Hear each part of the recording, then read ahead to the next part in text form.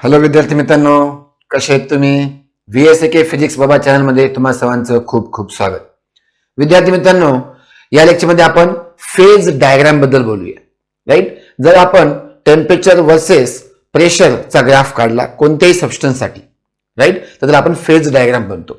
आणि या phase diagram मध्ये तीन प्रकारचे कर्व येतात. वेगवेगळ्या प्रकारचे कर्व येतात. Sublimation curve, fusion curve, vapour curve. आणि कोणत्या कर्वच्या अक्रॉस कोणत्या स्टेट्स किंवा कोणत्या फेजेस इक्विलिब्रियम मध्ये आहेत, ट्रिपल पॉइंट काय आहे, क्रिटिकल पॉइंट काय आहे, सुपर क्रिटिकल फ्लुइड काय आहे, गॅस आणि वेपर मध्ये फरक काय आहे, हे असे अनेक पॉइंट्स या लेक्चर मध्ये मी तुम्हाला कव्हर करणार आहे. राईट. तर हे लेक्चर अतिशय महत्वाचं आहे. ज्या विद्यार्थ्यांना याच्यामध्ये डाऊट आहे त्यांनी हे लेक्चर पूर्ण पाहावं. राईट. आणि आवडल्यास लाईक करून मित्रांना शेअर करायला विसरू नका. नवीन असाल तर चॅनलला सबस्क्राईब करा. नोटिफिकेशन बेल दाबून ऑल हे ऑप्शन सिलेक्ट करा. तर चला मित्रांनो, आपण फेज डायग्राम कडे वळूया. ओके. तर बाळांनो, फेज डायग्राम, राईट. तर फेज डायग्राम मध्ये तुम्हाला लक्षात आलं की डिफरंट फेजेस किंवा states of a substance, right, इथं रिप्रेझेंट होतं आणि त्याचा अभ्यास करायला मदत करणारी ही डायग्राम आहे. कळलं का? Phase diagram, different phases. तुम्हाला माहिती आहे की एखाद्या सबस्टन्सच्या किंवा मॅटरच्या तीन मेन फेज आहेत. तीन phases, right. Solid, liquid, gas. त्याला स्टेट सुद्धा म्हणतो आपण. राईट. तर या तीन फेजेस आहेत. या तीन फेजेस लक्षात घ्या. स्टडी करण्यासाठी आपण टेम्परेचर वर्सेस प्रेशरचा ग्राफ काढतो. का? कारण या तिन्ही फेजेस टेम्परेचर आणि प्रेशर दोघांवर डिपेंड आहेत. नुसत्या टेम्परेचरवर नाही किंवा नुसत्या प्रेशरवर नाही. राईट. त्या दोघांचा आपल्याला सायमल्टेनियसली अभ्यास करायला लागतो, टेम्परेचर आणि प्रेशर. राईट. आणि असा जर ग्राफ काढला आपण, the graph between temperature versus pressure for a substance, कोणत्याही सबस्टन्ससाठी, त्याला म्हणायचं phase diagram of that substance. काय म्हणायचं? Phase diagram of that substance. तर आपण म्हणूया the graph between temperature and pressure for a substance is called phase diagram of that substance. Phase diagram of that substance. आता लक्षात घ्या, इथं बोर्डवर मी तुम्हाला दोन फेज डायग्राम काढून दाखवलेले आहेत दोन सबस्टन्स साठी. राईट. तर पहिली जी फेज डायग्राम आहे ती वॉटर साठी आहे. पहिली फेज डायग्राम वॉटर किंवा त्याला आपण H2O म्हणूया. आणि दुसरी फेज डायग्राम जी आहे ती CO2 साठी आहे, कार्बन डायऑक्साइड साठी आहे. राईट. तर बघा फेज डायग्राम काय आहे. फेज डायग्राम मध्ये along x axis temperature plot केलेलं आहे, जे की डिग्री सेल्सिअस मध्ये आहे. आणि along Y axis pressure plot केलेलं आहे, जे की ऍटमॉस्फेरिक, स्टँडर्ड ऍटमॉस्फेरिक प्रेशर किंवा ऍटमॉस्फेरिक प्रेशर आहे. सिमिलरली इकडं. ओके. आता फेज डायग्राम मध्ये आपण तीन फेजेसचा मेनला अभ्यास करतो. कळलं का? एक म्हणजे सॉलिड, लिक्विड, वेपर किंवा गॅस. आता वेपर काय, गॅस काय, हे पण कसं वेगळं आहे ते पण जाणून घेऊया आपण. हे वेगळे आहेत, लक्षात घ्या. वेपर, गॅस हे वेगळे आहेत, पण ते कसे वेगळे आहेत ते पण आपण जाणून घेऊ. स्टेप बाय स्टेप जाऊया. ओके. बर, मला सांगा, सॉलिडचं लिक्विड व्हायले, सॉलिडचं काय व्हायले, लिक्विड व्हायले. म्हणजे कोणती प्रोसेस व्हायली? मेल्टिंग किंवा रिव्हर्स मध्ये आहे त्याला आपण फ्युजन म्हणतो. राईट. सॉलिडचं लिक्विड, फ्युजन किंवा liquid solid equilibrium, fusion. Right. तर हे दाखवते आपलं, ह्याच्यामध्ये तीन कर्व आहेत बघा. हे तीन कर्व इथं फेज डायग्राम मध्ये आपल्याला दिसतात. राईट. तर बघा, इथं सॉलिड आहे, राईट, आणि इकडे लिक्विड आहे. सॉलिड आणि लिक्विड याला सेपरेट करणारा जो कर्व आहे ते आहे फ्युजन कर्व. तर पहिला आहे तुमचा फ्युजन कर्व. पहिला काय तुमचा fusion curve. Right. Fusion curve at the along the points किंवा at any point on the fusion curve, right, आहे की नाही, at points on the fusion curve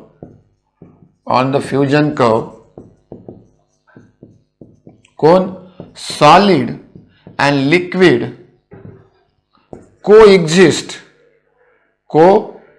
म्हणजे एकसाथ असतात in equilibrium right, in equilibrium. या कर्वच्या अलाउंग सॉलिड आणि लिक्विड हे कोएक्झिस्ट असतात. म्हणजे काय लक्षात घ्या, थोडं समजून घेऊ. समजा एक कोणताही पॉईंट घेतला तर या पॉईंटवरून आपण इकडे परपेंडिक्युलर टाकला, तिथं आपल्या टेम्परेचरची व्हॅल्यू भेटेल आणि इकडे परपेंडिक्युलर टाकला आपल्या प्रेशरची व्हॅल्यू भेटेल. म्हणजे या टेम्परेचर आणि या प्रेशरला सॉलिड आणि लिक्विड दोन्हीही कोएक्झिस्ट आहेत. म्हणजे तिथं सॉलिडचं लिक्विडमध्ये किंवा लिक्विडचं सॉलिडमध्ये होण्याची प्रक्रिया चालू आहे. कळलं का? सॉलिडचं लिक्विड आणि लिक्विडचे सॉलिड एनी डायरेक्शन मध्ये होण्याची प्रक्रिया चालू आहे. अशा कर्वला आपण म्हणतो फ्युजन कर्व. राईट, या फ्युजन कर्वला आपण एलएस कर्व सुद्धा म्हणलेला बघा. LS curve. एलएस का? Liquid solid curve. कळतंय? LS curve, liquid solid curve. आता आपल्याला माहिती आहे सॉलिड टू लिक्विड किंवा लिक्विड टू सॉलिड एका कॉन्स्टंट टेम्परेचरला, त्या प्रेशरला बघा, पर्टिक्युलर प्रेशरला त्याच टेम्परेचरला होतंय आणि त्याला आपण मेल्टिंग पॉईंट म्हणतो. म्हणजे सॉलिड लिक्विड जिथं आहे की नाही इक्विलिब्रियम मध्ये आहे, ह्या फ्युजन कर्वला आपण मेल्टिंग पॉईंट वर्सेस प्रेशर असंही म्हणू शकतो. Right, so it represent melting point म्हणजे टेम्परेचर आहे ना versus pressure. Melting point versus pressure किंवा काही जणांना फ्युजन पॉईंट वर्सेस प्रेशर असे म्हणतात. त्याच्या आलान आपण काय स्टडी करतो? फ्युजन पॉईंट वर्सेस प्रेशर किंवा मेल्टिंग पॉईंट वर्सेस प्रेशर. लक्षात येते का? चला सांगत चला. मेल्टिंग पॉईंट वर्सेस प्रेशर बघा, ही लाईन मेल्टिंग पॉईंटची म्हणजे dependence of pressure, dependence of melting point on the pressure म्हणा. मेल्टिंग पॉईंट कशा प्रकारे प्रेशरवर डिपेंड आहे हे दाखवते कर्व. राईट, आता हा जर कर्वचा तुम्ही अभ्यास केला तर हा कर्वचा स्लोप स्लाइटली निगेटिव्ह आहे. स्लोप निगेटिव्ह म्हणजे काय? तो कर्व स्लाइटली लेफ्टला आहे. कळलं की नाही? Right, it is not on the right. तर स्लोप पॉझिटिव्ह नाहीये. का बरं? म्हणजे याचा अर्थ काय व्हायलाय? म्हणजे प्रेशर वाढवलं तर मेल्टिंग पॉईंट कमी व्हायलाय. प्रेशर वाढवलं तर मेल्टिंग पॉईंट कमी व्हायलाय. आणि हे त्याच लिक्विडसाठी शक्य आहे ज्यांचं सॉलिडची डेन्सिटी कमी असते आणि लिक्विडची डेन्सिटी जास्त असते, जसं की वॉटर. आपण पाहिलं होतं. राईट, तर याच लिक्विडसाठी हे पॉसिबल आहे. कळलं का? त्यांचा जो स्लोप आहे वॉटरसाठी, जो स्लोप आहे याचा स्लोप फॉर वॉटर याचा कसा येणार आहे? निगेटिव्ह येणार आहे.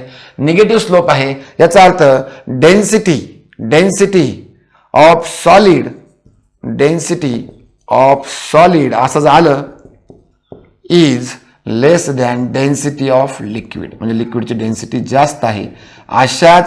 अशाच सबस्टन्सच्या केसमध्ये हा स्लोप निगेटिव्ह येईल. तुम्ही खाली बघू शकता. तुम्ही पहा कार्बन डायऑक्साईड मध्ये स्लोप पॉझिटिव्ह आला बघा. स्लोप पॉझिटिव्ह आला. राईट, या साईडला नाहीये. कळलं का? कारण कार्बन डायऑक्साईडचा सॉलिडची डेन्सिटी जास्त आहे. लिक्विडपेक्षा. म्हणजे प्रेशर वाढवलं की त्याचा मेल्टिंग पॉईंट सुद्धा वाढत आहे. पण वॉटरच्या केसमध्ये बघितलं आपण अॅनोमॅलिस बिहेवियर पाहिलं होतं. आपण रिजेलेशनची प्रक्रिया पाहिली होती. अगोदरच्या व्हिडिओमध्ये आहे, तुम्ही पाहू शकता. राईट, तर या केसमध्ये तुम्ही बघितलेलं आहे की स्लोप निगेटिव्ह आहे. तर वॉटरच्या केसमध्ये, बिस्मथच्या केसमध्ये, राईट, या 2-3 लिक्विड आहेत बघा. तिथे एक्झाम्पल पण दिले आहेत मी तुम्हाला. त्या केसमध्ये फक्त हे असं येईल, बाकीच्या केसमध्ये याचा स्लोप स्ट्रेट येईल. तर पहिला कर्व झाला तुमचा फ्युजन कर्व. फ्युजन कर्वच्या अलॉंग सॉलिड आणि लिक्विड इक्विलिब्रियम मध्ये असतात, कोएक्झिस्ट असतात. एकाच टाइमला दोन्ही स्टेट असतात. राईट, म्हणजे एक तर सॉलिडचं कन्व्हर्जन लिक्विड होत आहे की लिक्विडचं कन्व्हर्जन सॉलिड होत आहे. लक्षात आले का? ह्याला एलएस कर्व सुद्धा म्हणतो आपण. एलएस कर्व म्हणजे लिक्विड सॉलिड कर्व असं म्हणतो आपण. राईट, इथं आपण मेल्टिंग पॉईंट अलॉंग दिस कर्व आपण मेल्टिंग पॉईंटचं डिपेंडन्स प्रेशरवर कसं आहे त्याचा अभ्यास करतो. म्हणजे मेल्टिंग पॉईंट वर्सेस प्रेशरच्या कर्व आहे असे आपण याला म्हणू शकतो. कळलं का? पहिला कर्व तुम्हाला कळाला फ्युजन कर्व. ओके, चला लिहून घेतले तुम्ही. हे लिहून घेत चला बाळांनो. राईट, ही डायग्राम तुम्ही लिहून घेतलेली आहे. डेफिनेशन फेज डायग्रामची. राईट, दुसरा कर्व आहे तुमचा वेपरायझेशन कर्व.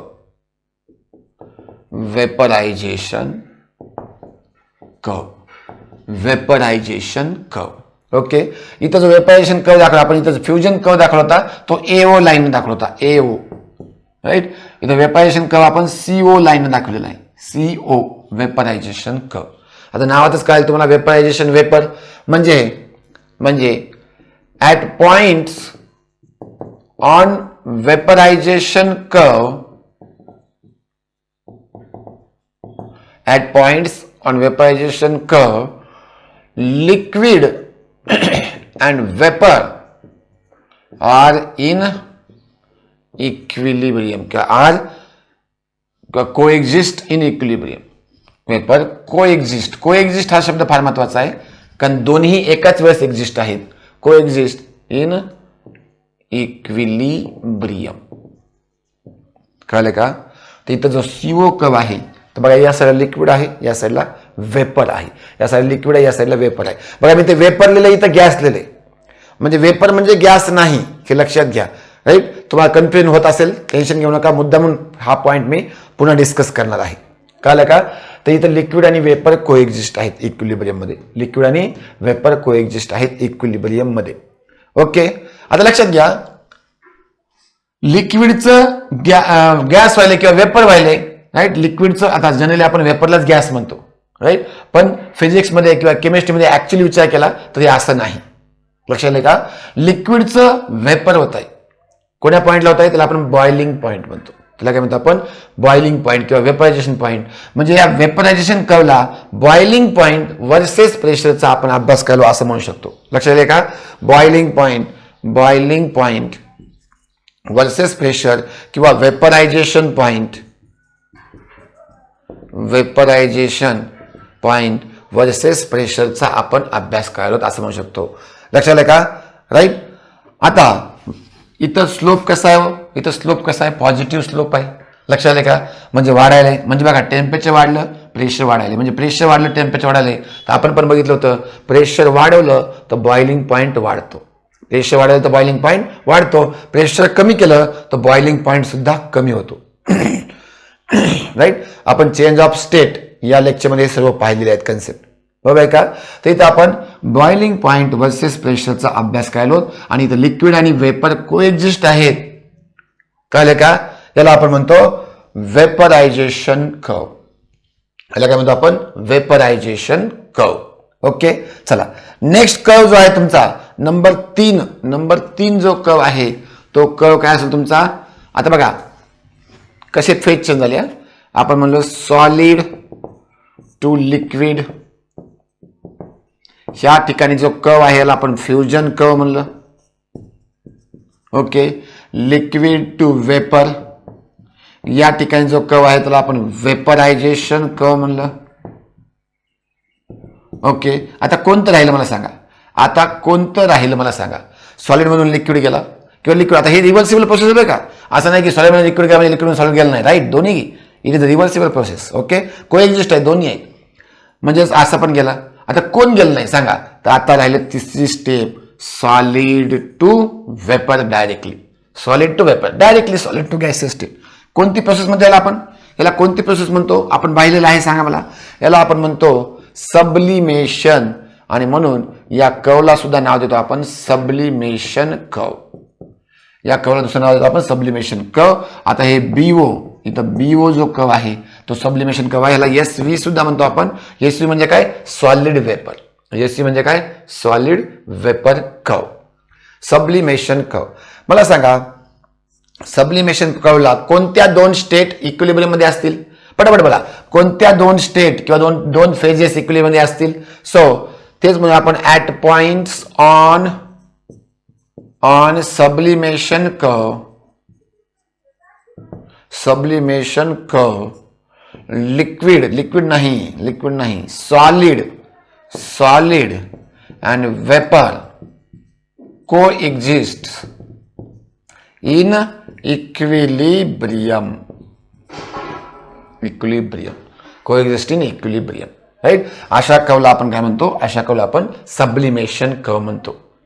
लक्षात आहे का? Sublimation curve, solid to direct vapour, vapour to direct solid.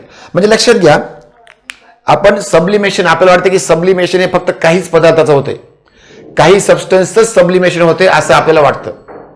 but it is not true. It is not true. Sublimation can takes place for every substance, पण त्याचा temperature आणि प्रेशरची value वेगवेगळी असते. रूम टेम्परेचरला सब्लिमेशन होणाऱ्या substances कमी आहेत. Room टेम्परेचरला sublimation होणारे substances कमी आहेत. जसं की कॅम्फर, कापूर बघितलं आपण, डायरेक्ट हवा होती, पाणी होत नाही, राईट. जसं की सॉलिड कार्बन डायऑक्साईड, सॉलिड, आता इथं कार्बन डायऑक्साईड बघा, त्याला काही कार्बन डायऑक्साईडचा कव आहे. तर कार्बन डायऑक्साईडला आपण जर खूप प्रेशराईज केलं आणि जर टेम्परेचर कमी केलं, म्हणजे त्याची हीट काढून घेतली त्यातली, प्रेशराईज केलं, हीट काढून घेतली, तर फायनल ते सॉलिड होऊन जाईल. आणि असं सॉलिड कार्बन डायऑक्साईड, त्याला ड्राय आईस सुद्धा म्हणतो आपण. तर सॉलिड कार्बन डायऑक्साईड हा दिसायला आपल्या आईस सारखाच असतो, राईट. पण तो जर ठेवला तर डायरेक्ट त्याचं गॅस तयार होतोय, त्याचं लिक्विड होत नाही. कारण ते रूम टेम्परेचरला आणि 1 ॲटमॉस्फिअर प्रेशरला ते डायरेक्ट सॉलिड टू वेपर स्टेटमध्ये जाते. म्हणजे त्या टेम्परेचर आणि त्या प्रेशरला, राईट, डिफाईन आहे ते, प्रत्येक सबस्टन्ससाठी वेगळं आहे. म्हणजे प्रत्येक substance solid to gas direct किंवा वेपर डायरेक्टली जाऊ शकतो, सबलाईम होऊ शकतो, पण त्याच्या टेम्परेचर आणि प्रेशरच्या कंडिशन वेगळ्या आहेत. लक्षात येईल का? टेम्परेचर आणि प्रेशरच्या कंडिशन वेगळ्या आहेत. तर सब्लिमेशन कर्व वर सॉलिड आणि वेपर कोएक्झिस्ट आहेत, राईट. मग आपण बघितलं की बाबा हे जे कर्व आहेत, हे 3 कर्व कळले तुम्हाला. ह्याला आपण काय म्हणू शकतो? SV कर्व म्हणतो आपण. ह्याला काय म्हणतो? Solid vapour curve. आणि इथं कोणाचा अभ्यास करतो आपण? इथं सब्लिमेशन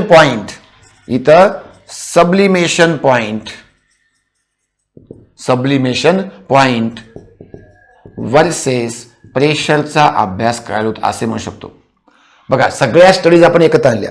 आपण फ्युजन पॉइंट वर्सेस प्रेशर किंवा मेल्टिंग पॉइंट वर्सेस प्रेशरचा अभ्यास केला होता फ्युजन कर्वच्या अलॉंग, राईट.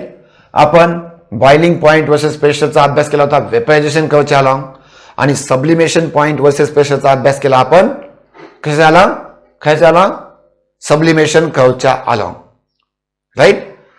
या सगळ्याचा एकत्र केलं आणि फेज डायग्राम तयार केली. या सगळ्याला एकत्र केलं आणि फेज डायग्राम तयार केली. तर तिन्ही कर्व तुम्हाला कळाले असतील. आता तुम्हाला तिन्ही कर्व कळाले असतील. यस, तिन्ही कर्व कळाले का? ओके बाळांनो, तुम्ही दोन्ही डायग्राममध्ये बघू शकता की तिन्ही कर्व एका पॉइंटला मीट होत आहेत. तिन्ही कर्व एकाच पॉइंटला मीट होत आहेत. They are meeting at single point, 1 point, right. आणि या पॉइंटला आपण म्हणतो ट्रिपल पॉइंट. या पॉइंटला काय म्हणतो आपण? Triple point. ओके, तिन्ही कर्व एकाच पॉइंटला मीट होतो. या ट्रिपल पॉइंट बद्दल आपण बोललो होतो, बरोबर आहे का? केल्विन स्केलमध्ये आठवते का? केल्विन स्केलमध्ये one of the reference point is triple point. and another reference point is the absolute zero temperature. बरोबर आहे का? तर केल्विन स्केल जी तयार केली होती आपण, तिथं ट्रिपल पॉइंट बद्दल बोललो होतो, राईट. तर ट्रिपल पॉइंट काय आहे? What is triple point? So triple point is a point on phase diagram, pressure temperature phase diagram. ह्याला पीटी डायग्राम सुद्धा म्हणतात. फेज डायग्रामला दुसरं नाव आहे फेज डायग्राम, ला दुसरं नाव आहे PT diagram, right. So triple point पाहत होतो आपण. Triple point, the point on phase diagram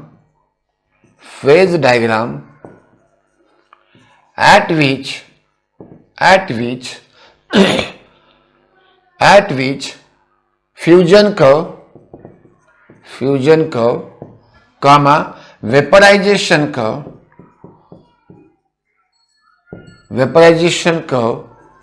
and कोणता आहे हा? सबलिमेशन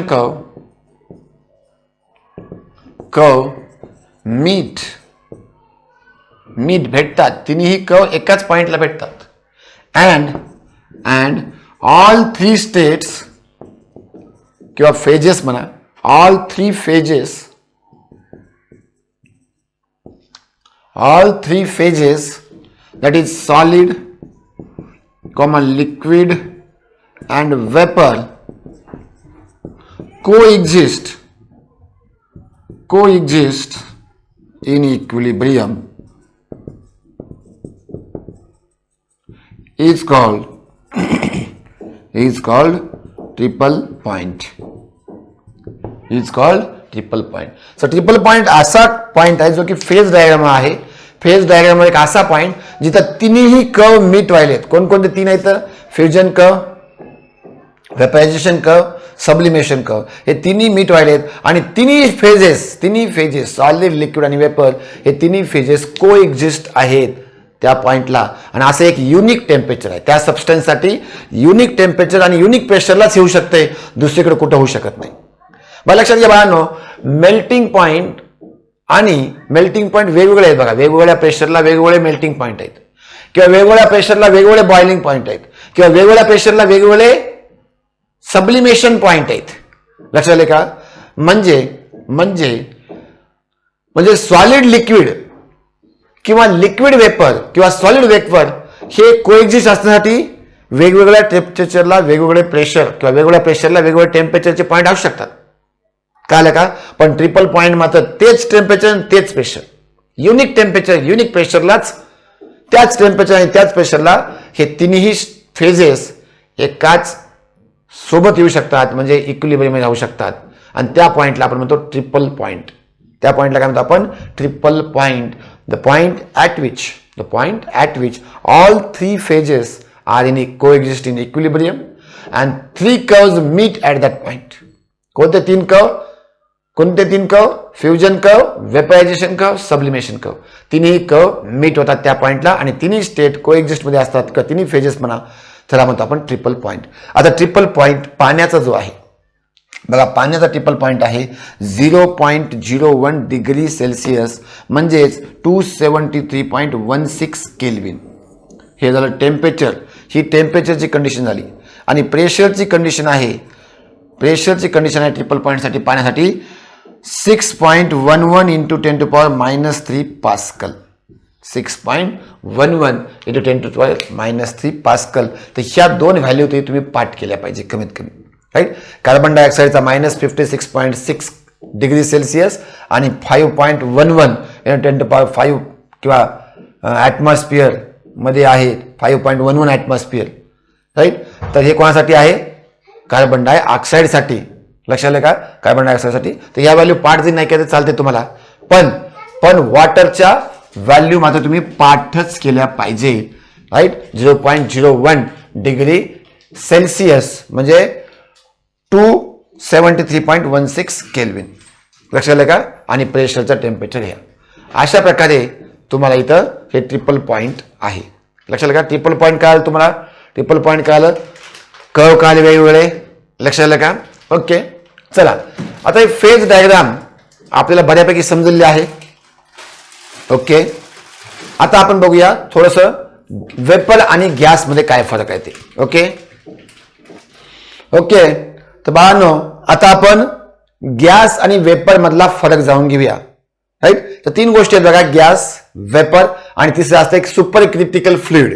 जे तुमच्या सिलेबसला नाही तरी पण मी तुम्हाला एक जनरल आयडिया देईल त्याची, राईट. तर हे सगळं जाण्यासाठी आपल्याला सगळ्यात पहिले क्रिटिकल टेम्परेचर किंवा क्रिटिकल पॉइंट समजून घ्यावा लागतो. आता आपण जर वेपरायझेशन कर्वला गेलो, लक्षात घ्या, वेपरायझेशन कर्वला गेलो तर काय होतंय बघा, लक्षात घ्या. लिक्विड टू वेपर व्हायले, लिक्विड टू वेपर, बरोबर आहे का? राईट. म्हणजे इथं एक पॉईंट घेता तुम्ही या प्रेशरला आणि या टेम्परेचरला. हे जे प्रेशर ठेवलं आपण या प्रेशरला या टेम्परेचरला लिक्विड टू वेपर व्हायले, बरोबर आहे का? ओके, मग असं करत काय केलं आपण? टेम्परेचर वाढवलं, प्रेशर पण वाढवलं, राईट. तर एक असं टेम्परेचर आणि असं एक प्रेशर येईल, एक असा पॉइंट येईल, कळलं का? पीटी डायग्रामवर किंवा फेज डायग्रामवर एक असा पॉइंट येईल, त्या पॉइंटच्या टेम्परेचरच्या अबो आणि त्या पॉइंटच्या प्रेशरच्या अबो, कळलं का? राईट. त्या पॉइंटच्या टेम्परेचरच्या अबो आणि त्या पॉइंटच्या म्हणजे बघा, ह्या पॉइंटच्या टेम्परेचरच्या अबो म्हणजे पुढे आणि या पॉइंटच्या प्रेशरच्या अबो एक अशी स्टेट येईल, त्या स्टेटला आपण म्हणतो सुपर क्रिटिकल फ्लुइड. काय म्हणतो आपण? Super critical fluid. लक्षात आलं का? म्हणजे हे जे फ्लुइड असते, हे फ्लुइड गॅस तर आहे पण याच्या प्रॉपर्टी लिक्विड सारखे असतात. गॅसियस तर आहे पण याच्या प्रॉपर्टी लिक्विड सारख्या असतात. बघा लक्षात घ्या, कन्फ्युज होऊ नका. आता फक्त समजून घ्या की या टेम्परेचरच्या पुढे आणि या प्रेशरच्या वर, कळलं का, हे रिजन जो असतो हा रिजन हा सुपर क्रिटिकल फ्लुइडचा असतो. आणि हा जो पॉइंट आहे ह्याला आपण म्हणतो क्रिटिकल पॉइंट. काय म्हणतो आपण? Critical point. कळलं का? Critical point. तर क्रिटिकल पॉइंट आहे, एंड पॉइंट आहे. एंड पॉइंट ऑफ कोणाचा एंड पॉइंट आहे? Vaporisation curve. वेपरायझेशन कर्वचा एंड पॉइंट आहे, शेवटचा पॉइंट. राईट? वेपरायझेशन कर्वचा एंड पॉइंट आहे, त्याला आपण म्हणतो क्रिटिकल पॉइंट. कळलं का? आणि त्या टेम्परेचरला, क्रिटिकल पॉइंटच्या टेम्परेचरला, temperature at critical point, temperature at critical point is called as critical temperature. Is called as critical temperature. And pressure at temperature point, critical point is called as critical pressure. Pressure at critical point is called as critical pressure. Okay, समजले? 3 concept कळले बाळांनो. पहिला critical point, right, म्हणजे vaporisation कर्वला आपण वर जाता yellow, temperature वाढवलं, pressure वाढवलं, टेम्परेचर वाढवलं, प्रेशर वाढवलं, टेम्परेचर वाढवलं, तर एक असा पॉइंट भेटल जो की शेवटचा पॉइंट असेल त्या कर्वचा. कळलं का? प्रेशर वाढवलं की काय होतं? बॉइलिंग पॉइंट वाढतो. प्रेशर आणखी वाढवलं की आणखी बॉइलिंग पॉइंट वाढतो. प्रेशर आणखी वाढवलं की आणखी बॉइलिंग पॉइंट वाढतो. पण एक पॉइंट असा येईल की प्रेशर तुम्ही कितीही वाढवा, कळलं का, त्याच्यावर ते गॅसियसच असेल. त्याच्यावर ते गॅसियस असेल. पण एक वेगळी स्टेट येईल, त्याला आपण म्हणतो सुपर क्रिटिकल फ्लुइड. एक वेगळी स्टेट येईल, ते दिसायला ते गॅसियस असेल पण त्याच्या प्रॉपर्टी लिक्विड सारख्या असतील. बघा किती गंमत आहे. कळलं का? म्हणजे आपण जे शिकायला ते फार थोडं आहे, लक्षात घ्या. ह्याच्या पुढे अजून वेगळीच दुनिया आहे. कळलं का? आपण जे शिकायला एक लिमिटेड शिकायलो तेच आपल्याला जास्त वाटाले. कळलं का? मग या सुपर क्रिटिकलच्या प्रॉपर्टी काय, युजेस काय, हे एक वेगळं सायन्स आहे. तिकडे आपण जाणार नाही जास्त डिटेलमध्ये. खूप ऍप्लिकेशन काय आजकाल इंडस्ट्रीमध्ये, राईट, कॉफीच्या इंडस्ट्रीमध्ये किंवा फ्लेवर, ते वेगवेगळ्या फ्रूटचे जे फ्लेवर्स वगैरे तयार करतात त्याच्यामध्ये खूप यूज आहे याचा. पण ठीक आहे, आपण तिकडे जाणार नाही, त्या सुपर क्रिटिकल फ्लुइडच्या तिकडे जाणार नाहीत. आता आपल्याला पाहिजे गॅस आणि वेपरचं. कळलं का? गॅस आणि वेपरचं डिफरन्स पाहिजे आपल्याला. ओके, तर तुम्हाला क्रिटिकल टेम्परेचर कळणं गरजेचं आहे. त्यासाठी क्रिटिकल टेम्परेचर कळणं गरजेचं आहे. आता क्रिटिकल टेम्परेचरच्या वर, लक्षात घ्या, क्रिटिकल टेम्परेचरच्या वर, क्रिटिकल टेम्परेचर आता पाण्यासाठी आहे 374. क्रिटिकल टेम्परेचरच्या वर जी स्टेट आहे ती गॅसियस स्टेट आहे. आणि क्रिटिकल टेम्परेचरच्या खाली जी स्टेट आहे ती वेपर स्टेट आहे. बघा लक्षात घ्या, इथं रेश वडली मी अशी, इथं रेश वडली अशी, इकडे वेपर घेतलं, इकडे गॅस घेतलं. राईट? म्हणजे वेपर म्हणजे काय? वेपर म्हणजे काय? सो वेपर म्हणजे, vapour is nothing but it is also gaseous state. It is gaseous state, gaseous state of a substance below critical temperature. It is gaseous state of a substance below critical temperature. आहे ते दिसायला गॅसच आहे, दिसायला गॅसच आहे.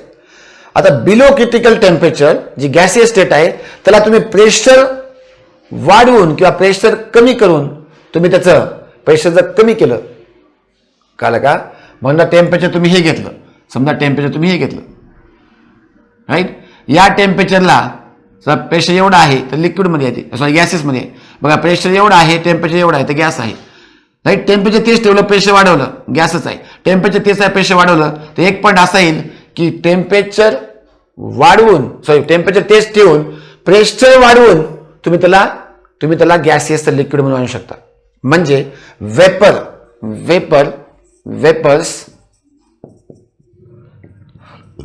can be converted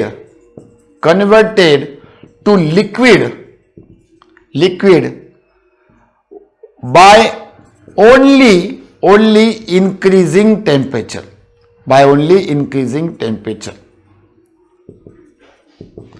म्हणजे फक्त तुम्ही temperature नाही, sorry, very sorry, pressure, by increasing pressure.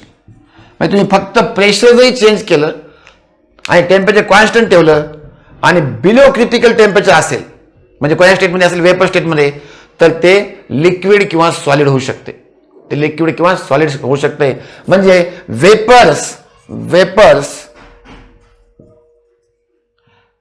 Can coexist with liquid or solid. म्हणजे सॉलिड किंवा लिक्विड सोबत जी कोएक्झिस्ट मध्ये आहे स्टेट, गॅसियस स्टेट, त्याला वेपर म्हणायचं. आणि जे सॉलिड आणि लिक्विडच्या कोएक्झिस्ट मध्ये नाहीच त्याला म्हणायचं गॅस. त्याला वेपर नाही म्हणायचं. कळलं का? मला लक्षात घ्या, सिंपल गोष्ट आहे. क्रिटिकल टेम्परेचरच्या खाली जी गॅसियस स्टेट आहे ती वेपर आहे. ती सॉलिड किंवा लिक्विड सोबत कोएक्झिस्ट असू शकते. त्या स्टेटचं प्रेशर चेंज करून वेपरचं आपण लिक्विड किंवा वेपरचं आपण सॉलिड करू शकतो. राईट, त्याला वेपर म्हणायचं. आणि जी स्टेट क्रिटिकल टेम्परेचरच्या पुढची आहे, जी गॅसियस स्टेट क्रिटिकल टेम्परेचरच्या पुढच्या टेम्परेचरला आहे, त्याला आपण फक्त प्रेशर चेंज करून आपण कधीच लिक्विड करू शकत नाहीत. त्यासोबत त्याला टेम्परेचर सुद्धा कमी करावं लागते. कळलं का? त्या स्टेटला आपण म्हणतो गॅसियस स्टेट. फरक कळायला का? Gaseous state cannot be converted into liquid or solid state by only changing pressure. फक्त प्रेशर चेंज करून आपण गॅसचं सॉलिड किंवा लिक्विड करू शकत नाहीत. पण वेपरचं फक्त प्रेशर चेंज करून आपण लिक्विड किंवा सॉलिड करू शकतो. कळले का? लक्षात आलं का? तर गॅस आणि वेपर मध्ये फरक कळला का? जर क्रिटिकल टेम्परेचरच्या पुढे पण क्रिटिकल प्रेशरच्या खाली कमी जो रिजन आहे त्या रिजनमध्ये गॅस, क्रिटिकल टेम्परेचरच्या पुढे आणि क्रिटिकल प्रेशरच्या पण वरी त्या सुपर क्रिटिकल फ्लुइड, आणि क्रिटिकल टेम्परेचरच्या कमी म्हणजे अलीकडे आणि क्रिटिकल प्रेशरच्या खाली म्हणजे वेपर. लक्षात आलं का? जर गॅसियस फेज असेल तर. म्हणजे गॅसियस फेजमध्ये पुन्हा 3 फेजेस आहेत. बघा, लक्षात घ्या. Vapour, gas, super critical fluid. कळले का? राईट. तर इकडचे कन्सेप्ट तुमचे थोडा तरी तुम्हाला आयडिया आली असेल, कारण तो पार्ट आपल्या सिलेबसमध्ये नाहीये. जास्त डिटेलमध्ये मी तुम्हाला घेणार नाही. तर सुपर क्रिटिकलचे प्रॉपर्टीज कशा प्रकारे ते ऍक्ट करतात वगैरे भरपूर मोठं सायन्स आहे त्याच्या मागे सुद्धा. पण तुम्हाला एक आयडिया आली पाहिजे. कधी कधी प्रश्न येतो तुम्हाला की गॅस आणि वेपरमध्ये काय फरक आहे, सुपर क्रिटिकल फ्लुइड आणि वेपरमध्ये किंवा गॅसमध्ये काय फरक आहे, हे तुम्हाला आता कळालं असेल. तर हे रिजन आणि हे 3 रिजन तुम्हाला कळाले असलं तरी माझं लेक्चर सक्सेसफुल झालं असं मी मानतो. तुम्हाला सगळं समजलं असेल अशी अपेक्षा करतो. तुम्ही ट्रिपल पॉईंटचा कन्सेप्ट तुम्हाला समजला असेल आणि वॉटरचं ट्रिपल पॉईंटचं प्रेशर आणि टेम्परेचरचे व्हॅल्यू तुम्ही पाठ केले असतील. 0.01 डिग्री सेल्सिअस म्हणजे 273.16 केल्विन आणि 0.006 पास्कल म्हणजे 6.11 × 10⁻³ पास्कल. त्या व्हॅल्यू तुम्हाला पाठ झाल्या असतील. राईट, अशी अपेक्षा करतो आणि आजचं लेक्चर इथंच थांबवतो. राईट, फेज डायग्राम तुम्हाला क्लिअर झालेली आहे. ओके, तर भेटूया आपण नवीन लेक्चरमध्ये, नवीन व्हिडिओमध्ये अतिशय इंटरेस्टिंग कन्सेप्ट सोबत. तोपर्यंत टाटा बाय बाय. अभ्यास करा, एन्जॉय करा.